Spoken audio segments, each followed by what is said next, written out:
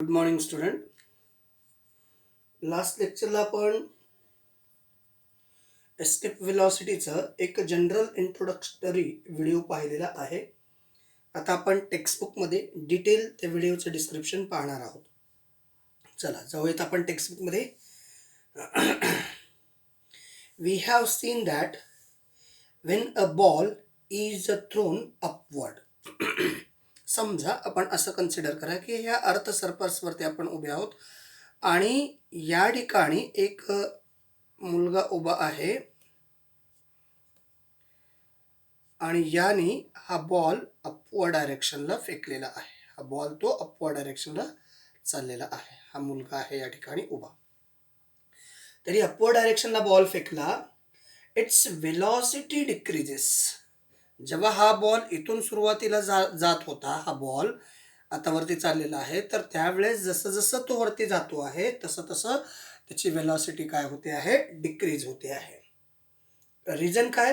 Because of the gravitation of the अर्थ. कारण का? तर या अर्थमध्ये असणारं जे ग्रॅव्हिटेशन आहे या बॉलला डाऊनवर्ड डायरेक्शनली अट्रॅक्ट करते. It is pull toward the centre of the earth. The velocity become zero after reaching a certain height. आणि मग इथं जेव्हा फोर्स अप्लाय केला होता, जेव्हा हा ऑब्जेक्ट किंवा हा बॉल या ठिकाणी पोहोचेल त्यावेळेस या ठिकाणची वेलॉसिटी काय होईल? या ठिकाणची वेलॉसिटी झिरो होईल. ओके. म्हणजे जसं जसं तो बॉल वरवरती जाईल तसं तसं त्याचा वेलॉसिटी कमी होत जाईल आणि एका सर्टन हाईटला त्या बॉलचा वेलॉसिटी टोटल झिरो होईल. आणि after reaching a certain height and after that the stone start falling down. म्हणजे जेव्हा त्याची वेलॉसिटी इथं झिरो झाली त्यावेळेस तो काय करेल? डाऊनवर्ड डायरेक्शनला मूव्ह व्हायला सुरुवात करेल. And the maximum height depends on it's initial velocity. आता ही जी काही त्यांनी हाईट कव्हर केलेली आहे, ज्या वेलॉसिटीमुळं त्या बॉलनी ही जी हाईट कव्हर केलेली आहे, तर त्या बॉलची इनिशियल वेलॉसिटी किती हे जर आपल्याला माहिती असेल तर त्या बॉलने किती डिस्टन्स कव्हर केलेला आहे किंवा किती हाईटला गेलेला आहे हे आपण कॅल्क्युलेट करू शकतो. कसं कॅल्क्युलेट करू शकतो? त्यासाठी न्यूटनचं थर्ड इक्वेशन आहे. न्यूटनचं थर्ड इक्वेशन कुठलं? V square is equal to U square plus 2as. A म्हणजे काय? Acceleration due to gravity. So therefore A is replaced by G. पण जेव्हा ऑब्जेक्ट अपवर्ड डायरेक्शनला जाणार आहे त्यावेळेस जीची व्हॅल्यू काय आहे? A is equal to minus जी. कारण जर हा बॉल किंवा तोच ऑब्जेक्ट अपवर्ड डायरेक्शनला जर मूव्ह होत असेल तर जीची व्हॅल्यू ही डाऊनवर्ड डायरेक्शनला ॲक्ट होते, म्हणून या ठिकाणी आपण मायनस साईन यूज करतो. मग जेव्हा इनिशियल वेलॉसिटी काहीतरी यूज केलेले आहे, एका सर्टन हाईटला त्याची फायनल वेलॉसिटी झिरो आहे, म्हणजे indirectly V is equal to zero.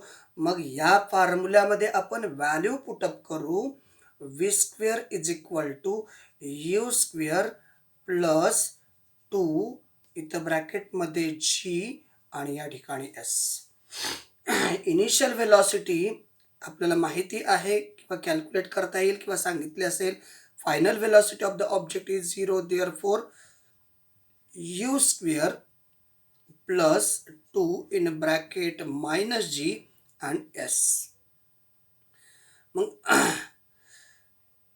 मग या जर ऑब्जेक्ट आपण या बाजूला घेतला तर काय होते पहा. हा जर ऑब्जेक्ट आपण या बाजूला घेतला तर काय होईल? तर एस कॅल्क्युलेट करायचा आहे या ठिकाणी. एस कॅल्क्युलेट करायचा आहे. A is equal to G. Final velocity of the ball is 0. Now this equation is to be converted by V square म्हणजे U square is equal to U square is equal to 2 आणि या ठिकाणी minus G into S आणि U square upon 2 G is equal to S. या ठिकाणी हे minus येईल. 2gs s is equals to U square upon 2g आहे, ते साईन येतं मायनस. मग या ठिकाणी हा मायनस साईन फक्त जी ची व्हॅल्यू डाऊनवर्ड डायरेक्शनला ॲक्ट होते हे रिप्रेझेंट करण्यासाठी त्या ठिकाणी मायनस साईन घेतलेलं आहे. ॲक्च्युअली त्या ठिकाणी जर तुम्ही काळजीपूर्वक पाहिलात, इकडं ही व्हॅल्यू 0 आहे. काळजीपूर्वक पाहिलात, इकडे काय आलं बघा, 0 is equal to U square, इथं आला प्लस इंटू मायनस 2gs. असं जर घेतलं तर याला मायनस आहे, याला मायनस आहे, याला मायनस आहे. All clear? या तीनही टर्म मायनसमध्ये येतात. मग जेव्हा ही टर्म इकडे येईल तर या ठिकाणी यू स्क्वेअर येईल, हे मायनस. त्याचबरोबर इकडं राहील काय, इज इक्वल टू हे मायनस 2g इंटू म्हणजे या सगळ्यांना मायनस आहे इंटू एस. हा जेव्हा इकडे येईल, कारण ह्या सगळ्यांना मायनस आहे, हा जेव्हा इकडे येईल तेव्हा minus U square upon 2g, हा मायनस इथं मायनस मायनस प्लस होईल, पण मायनस साईन राहत नाही म्हणून इकडं मायनस, आणि हा मायनस इकडे गेल्यानंतर S is equals to minus U square upon 2g, हे इक्वेशन फायनली येतं. म्हणजे याच्यावरनं तुम्ही एस म्हणजे काय, हाईट, म्हणजे जेव्हा त्या ऑब्जेक्टची इनिशियल वेलॉसिटी यू असेल आणि फायनल वेलॉसिटी इज 0 असेल तर त्यावेळेस त्या बॉलने कव्हर केलेलं डिस्टन्स म्हणजेच S is equals to minus U square upon 2g. मग आता आपण थोडंसं पुढं जाऊ.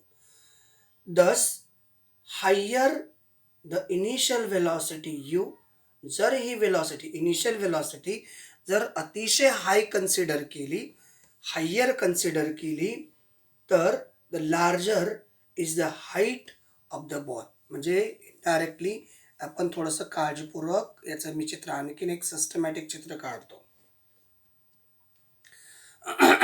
समजा ही अर्थ आहे आणि या ठिकाणी आपण एक तोफ बसवलेली आहे. तोफ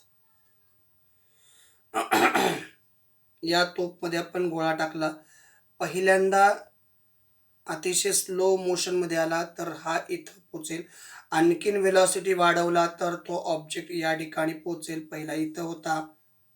आणखीन वेलॉसिटी वाढवला तर तो ऑब्जेक्ट या ठिकाणी येईल, आणखीन वेलॉसिटी वाढवला तर तो ऑब्जेक्ट, म्हणजे जसं जसं वेलॉसिटी वाढेल तसा तसा तो ऑब्जेक्ट हाईट वाढेल. म्हणजे जर समजा अर्थ सरफेसवरती इथं आहात, इथून जर एखाद्या लहान मुलांनी फेकलं तर लहान मुलांनी फेकलेला बॉल इथं जाईल, एखाद्या त्याच्यापेक्षा थोड्याशा मोठ्या मुलाने फेकलं तर तो बॉल इथंपर्यंत जाईल, आणखीन एखाद्या मोठ्या मुलाने फेकलं तर तो बॉल, आणखीन थोड्याशा ताकदवर व्यक्तीने, म्हणजे जसं तुम्ही म्हणजे इनिशियल वेलॉसिटी इन्क्रीज करता तसं त्या बॉलची किंवा त्या ऑब्जेक्टची हाईट वाढत जाते. त्याचं रिझन असं आहे, the reason for this that the higher is the initial velocity, the ball will oppose the gravitation of the earth मोर.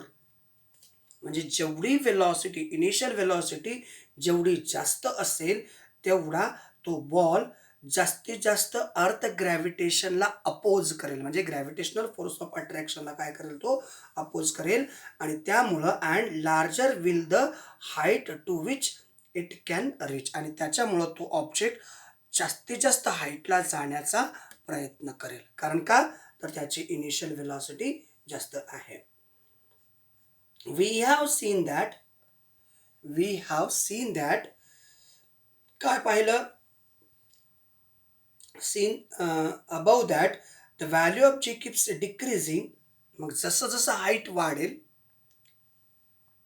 या ठिकाणी जीची व्हॅल्यू वेगळी, या ठिकाणी जीची व्हॅल्यू वेगळी, या ठिकाणी जीची व्हॅल्यू वेगळी, या ठिकाणी जीची व्हॅल्यू वेगळी, जसं जसं तो ऑब्जेक्ट किंवा तो बॉल किंवा तो सबस्टन्स जास्तीत जास्त हाईट कव्हर करेल तसं तसं व्हॅल्यू ऑफ जी म्हणजे ॲक्सेलरेशन ड्यू टू ग्रॅव्हिटी ही काय होईल, डिक्रीज होईल, as we go higher above the surface of अर्थ.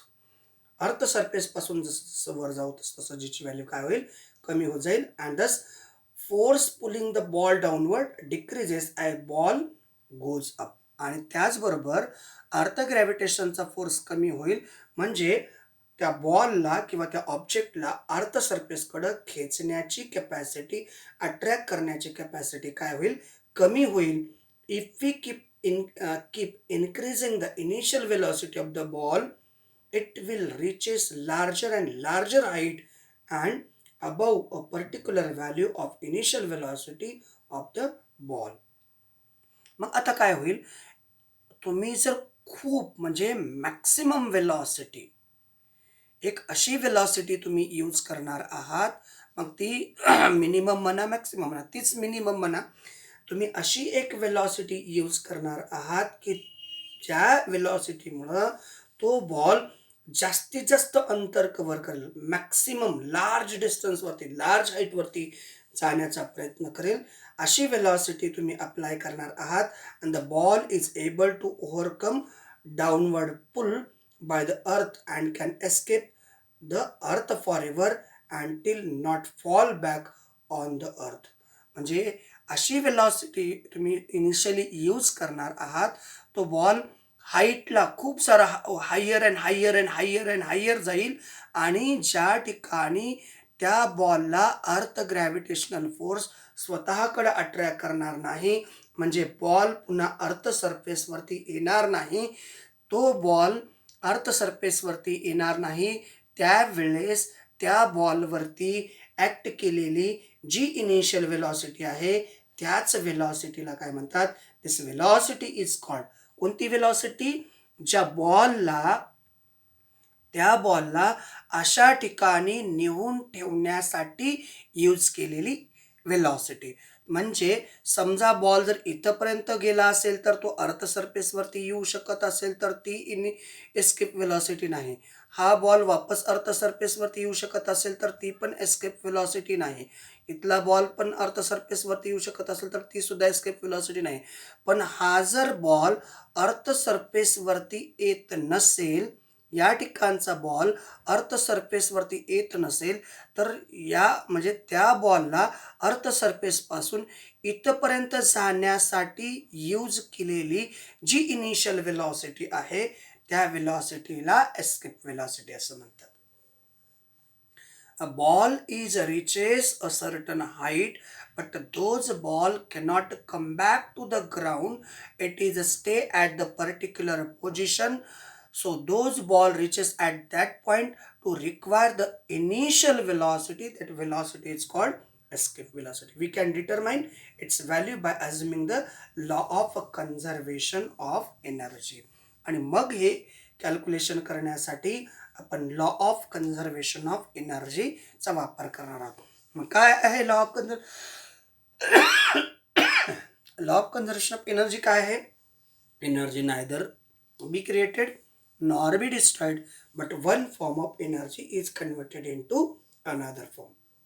तर ही एनर्जी म्हणजेच law of conservation of energy. मग ते कशी यूज केली जाते, an object is going vertically upward from the surface of earth. समजा आता तिथं आपल्याला कन्झर्वेशन यूज करायचं आहे, law of conservation of energy. समजा एखादा ऑब्जेक्ट अर्थ सरफेसपासून सर्टन हाईटला, ऑब्जेक्ट हा अर्थ आहे, अर्थ सरफेसपासून सर्टन हाईटला गेलेला आहे, त्यावेळेस having its initial velocity is equal to escape velocity. त्याची जी वेलॉसिटी आहे त्या ठिकाणची वेलॉसिटी, म्हणजे एखाद्या ऑब्जेक्टला वर्क करण्यासाठी, म्हणजे या ठिकाणी आत्ता सध्या तो मोशनमध्ये आहे, म्हणजे या ठिकाणी एनर्जी आहे कायनेटिक एनर्जी, आणि ती कायनेटिक एनर्जी म्हणजे 1/2 mv. कुठली वेलॉसिटी आहे, एस्केप वेलॉसिटी आहे. जेव्हा हा ऑब्जेक्ट म्हणजे या ठिकाणची नाही, या ठिकाणी जेव्हा तो थांबणार आहे त्यावेळेस ही वेलॉसिटी टोटली 0 होते. त्याच्या अगोदरची वेलॉसिटी सांगतो आहे मी. ती वेलॉसिटी म्हणजे कोणती वेलॉसिटी, त्या बॉलला सर्टन हाईटला पोचविण्यासाठी यूज केलेली velocity, not for at a stationary position. तुम्ही जर म्हणत असाल सर हा बॉल इथं पोचला आहे, मग त्यावेळेस आपण एका ठिकाणी वेलॉसिटी 0 पाहिली होती, तर ती नाही. कायनेटिक एनर्जी मोशनमध्ये आहे. मग याच वेळेस या बॉल जेव्हा वर्क करतो आहे त्यावेळेस अर्थ ग्रॅव्हिटेशन ॲक्ट होतोय, आणि मास पण ॲक्ट होते आणि याची व्हॅल्यू आहे Gm/r इंटू यम. म्हणजेच या ठिकाणी जी म्हणजे ॲक्सलरेशन ड्यू टू ग्रॅव्हिटी आणि M is a mass of या बॉडीचं मास, जी बॉडी इथून इथपर्यंत जाणारी आहे. जीची व्हॅल्यू Gm/r ठेवलं म्हणजे इक्वेशन काय तयार होईल? Gm/r. पण ही जी जीची व्हॅल्यू आहे अपवर्ड डायरेक्शनला मूव्ह होत असल्यामुळं हा डाऊनवर्ड डायरेक्शनला मूव्ह होतो. दॅट इज अ वर्क आहे. वर्क म्हणजेच that is equal to potential energy of the ball. मग आता आपल्याला या दोन ठिकाणी दोन प्रकारच्या एनर्जी पाहायला मिळाल्या.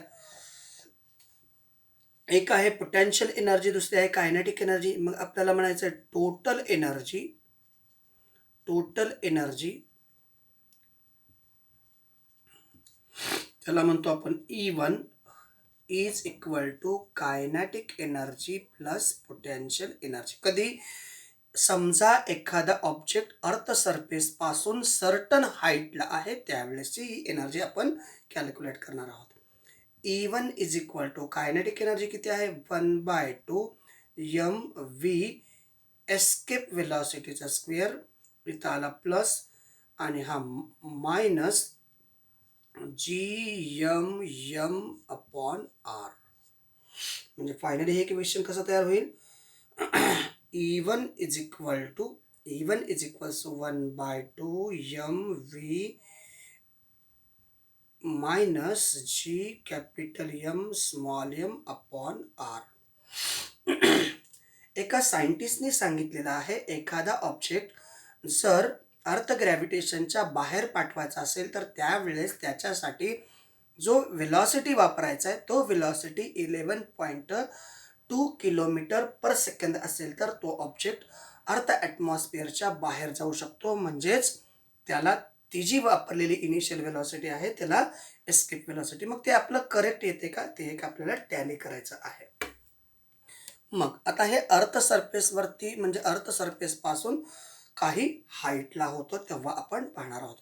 मग आता आपला दुसरी कंडिशन अशी पाहिजे, समजा तो ऑब्जेक्ट अशा ठिकाणी, हे अर्थ सरफेस आहे, या ठिकाणी तो ऑब्जेक्ट पाठवला, अशा ठिकाणी पाठवला की तो ऑब्जेक्ट पुन्हा वापस येणार नाही. म्हणजे इथं जाऊन काय झाला, तो थांबला म्हणजे या ठिकाणची वेलॉसिटी काय झाली? 0. फायनल वेलॉसिटी त्या ठिकाणची 0 झाली. मग यावेळेस या ठिकाणची कायनेटिक एनर्जी काय? Kinetic energy 1/2 mv escape escape त्याचा स्क्वेअर. ही वेलॉसिटी काय आहे? 0. देअरफॉर कायनेटिक एनर्जी काय? 0. All clear? त्याच्यानंतर मग बघायचं आहे पोटेन्शियल एनर्जी काय ते. Potential energy formula minus Gm upon r किती आहे? इन्फिनिटी आहे, कारण हे इन्फिनाइट डिस्टन्सला आहे. हा ऑब्जेक्ट इन्फिनाइट डिस्टन्सला आहे. या दोघांचा रेशो घेतला तर काय येतं answer? Potential energy is equal to 0. Therefore total energy त्याला आपण म्हणतो E2 किती आला? E2 is equals to potential energy किंवा kinetic energy plus potential energy. Kinetic energy 0, potential energy 0, E2 is equal to 0. आता एका एनर्जीचं कन्व्हर्शन सर्टन हाईटला होतं तेव्हा एनर्जी होती, इन्फायनाईट डिस्टन्सला या ठिकाणी एनर्जी काय झाली? 0 झाली. या दोघांची आता काय करायचं आहे? कंपॅरिझन. म्हणजे E1 इज इक्वल टू या ठिकाणी काय येईल? E1 is equal to E2. E1 ची व्हॅल्यू काय? 1/2 mv एस्केप त्याचा square minus Gm upon r is equal to 0. त्याच्यानंतर या ठिकाणचा आता हा पलीकडे जाईल, पलीकडे गेल्यानंतर 1/2 m एस्केप त्याचा square is equal to Gm upon r. आता हा m कॅन्सल, वेलॉसिटी एस्केप त्याचा स्क्वेअर इज इक्वल टू या ठिकाणी काय? Gm upon r. All clear? इथपर्यंत कळलं का बघा? त्याच्यानंतर आपल्याला काय आयचे पहा आपण काय करणार आहोत. आता याला पुढे सॉल्व करायचं आहे. Velocity escape is equal to square root of हा इथला टू होता, इकडं आला two, square root of 2gm upon R. आता काय केलं, या इक्वेशनच्या न्यूमरेटर आणि डिनॉमिनेटरला आरनी मल्टिप्लाइड आणि आरनी डिवाइड केलं. मग इक्वेशन काय आहे, velocity escape is equal to रूटमध्ये काय 2gm upon R square into R, हा आर आर आर स्क्वेअर. आता 2gm upon R, 2gm upon आरला काय म्हणतो आपण, 2gm अपॉन आर स्क्वेअरला काय म्हणतो आपण, याला आपण म्हणतो स्मॉल जी. म्हणजे velocity escape is equal to रूटमध्ये आहे 2, त्यानंतर स्मॉल जी, याची value small G into R. आणि मग याच्या सगळ्यांच्या व्हॅल्यू जर ठेवल्या, या सगळ्यांच्या जर व्हॅल्यू ठेवल्या तर आपल्याकडे आन्सर येतं velocity escape is equals to 2 into 9.8 into 6.4 into 10⁻⁶. या सगळ्या व्हॅल्यू जर रूटमध्ये ठेवल्या तर आन्सर येतं velocity escape is equal to 11,200 metre येतं. त्याला जर किलोमीटरमध्ये कन्वर्ट करायचं असेल तर velocity escape is equal to 11.2 kilometre per second. हे आहे ॲन्सर. तर अशा प्रकारे आपण त्याचं ॲन्सर कॅल्क्युलेट करू शकतो. जेव्हा एखाद्या ऑब्जेक्टला इन्फिनाइट डिस्टन्सला पाठवायचं असेल तर बघा, the spacecraft which are sent to a moon or the other planet, म्हणजे एखादं स्पेस क्राफ्ट. आत्ताच आपल्याकडे एक न्यूज होती 2 दिवसापूर्वी, अमेरिकेच्या एका प्रायव्हेट इंडस्ट्रीजमधून स्पेस क्राफ्ट मूनवरती 2 माणसांना घेऊन पाठवलेलं आहे. प्रायव्हेट कंपनीचं ते स्पेस क्राफ्ट आहे. तर मग त्याला अर्थ ग्रॅव्हिटेशनच्या बाहेर पाठवायचा, इन्फिनाइट डिस्टन्सला पाठवायचा आहे. म्हणजे त्याची इनिशियल वेलॉसिटी, म्हणजे जो ते रॉकेट टेकअप होणार आहे त्याचा वेलॉसिटी खूप असला पाहिजे, तेव्हा ते रॉकेट एका इन्फिनाइट डिस्टन्सला पोहोचू शकतं. और other planet have there initial velocity is larger than the escape velocity. म्हणजे ही एस्केप वेलॉसिटी आहे, याच्यापेक्षा जास्त वेलॉसिटी असेल तर ते रॉकेट किंवा ते स्पेसक्राफ्ट एका प्रॉपर ठिकाणी पोहोचू शकतं. That they can overcome earth's gravitational attraction. म्हणजे तो सबस्टन्स ग्रॅव्हिटेशनल किंवा ते रॉकेट ग्रॅव्हिटेशनल फोर्स ऑफ अट्रॅक्शनच्या बाहेर जातं and can travel to those object, आणि मग तो त्याच्या पद्धतीनं ट्रॅव्हल करू शकतो. तर अशा प्रकारचा हा एस्केप वेलॉसिटीचा कन्सेप्ट होता. याच्या अगोदर एक जनरल इंट्रोडक्टरी मी व्हिडिओ म्हणजे तयार केलेला आहे, तो सुद्धा काळजीपूर्वक तुम्ही पहा. त्याच्यानंतर याच्याशी रिलेटेड एक सॉल्व्ड क्वेश्चन आहे, तो सुद्धा आपण घेऊ आणि मग या ठिकाणी थांबू. मग तुम्हाला वेटलेसनेस इन स्पेस, म्हणजे आकाशामध्ये वजन रहित आपण कसं असतो आणि ते कसं भासतं, हे तुम्ही थोडंसं ऑब्झर्वेशन करा. नाही जमलं तर त्याचाही आपण एक व्हिडिओ तयार करू. क्वेश्चन असा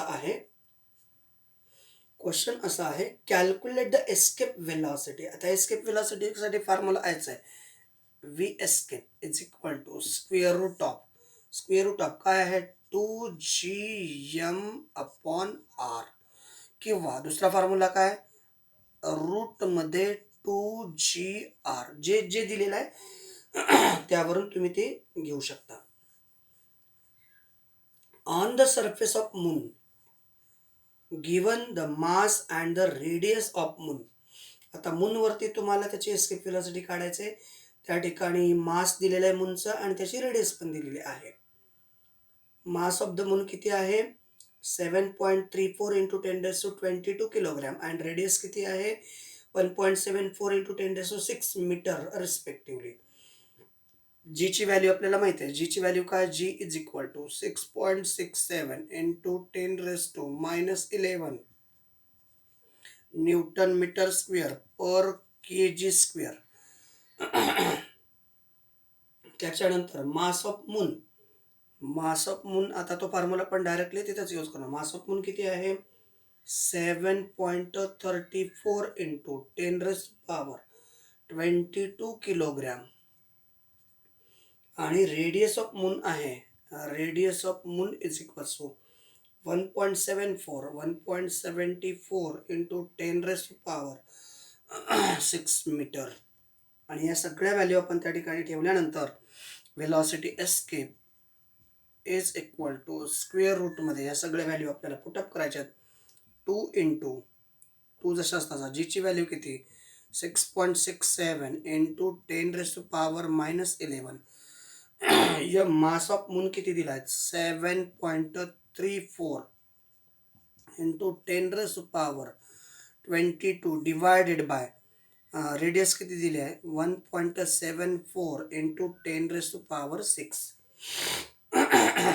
आता इथं काय झालं, इथं 22 आहे, इथं 11 आहे, म्हणजे तुमच्याकडं velocity escape is equal to direct बघा हे दोन जसे असतात 6.67 त्याच्यानंतर 7.34 इंटू 10⁻11. 22 11 गेले 11 राहिले डिवायडेड बाय खाली आहेत, आता खाली 6 आहेत, खाली 6 आहे तर वरती गेल्यानंतर -6 होईल. 11 6 गेले तर या ठिकाणी काय होईल 5 राहील फक्त. हा +6 आहे, वरती गेल्यानंतर -6 होईल आणि उरतं काय 1.74. आता या सगळ्यांचा भागाकार करायचा आणि स्क्वेअर रूट घेतल्यानंतर त्याचा आन्सर तुमच्याकडं मीटरमध्ये येईल. तुमच्याकडे आन्सर काय येईल मीटरमध्ये येईल. मीटरमध्ये आन्सर किती येतं वेलॉसिटी एस्केप किती येतं मीटरमध्ये 2370 मीटर. तर त्याचं velocity escape is equal to 2.3737 kilometre per second असं हे त्याचं आन्सर येतं आहे. चला ओके. एक तुमच्यासाठी वेटलेसनेस इन स्पेस म्हणजे अवकाशामध्ये वजनरहित कसं तयार असतं, माणूस काय होते नेमकं, या सगळ्या कन्सेप्ट पहिल्यांदा तुम्ही पहा. आणखीन एका व्हिडिओमध्ये हा आपला लेक्चर संपून जाईल. ओव्हरऑल आपले 2 चॅप्टर संपतात. आत्ता सध्या तरी आपण याच ठिकाणी थांबू. उद्याच्या लेक्चरला डू यू नोमध्ये वेटलेसनेस इन अ स्पेस याच्याबद्दल चर्चा करू, याचा एक व्हिडिओ तयार करू. मग ओव्हरऑल 2 चॅप्टर आपले सायन्स पार्ट फर्स्टचे संपून जातात. तुम्ही चांगला अभ्यास करा, कारण आपल्याला 10वीला चांगले मार्क घ्यायचे आहेत. जरी कोरोनाचा पिरियड असला तरी आपल्याला मार्क छान घ्यायचे आहेत, त्यासाठी चांगला अभ्यास करा. ओके, आता या ठिकाणी थांबतो. थँक्यू. Thanks a lot.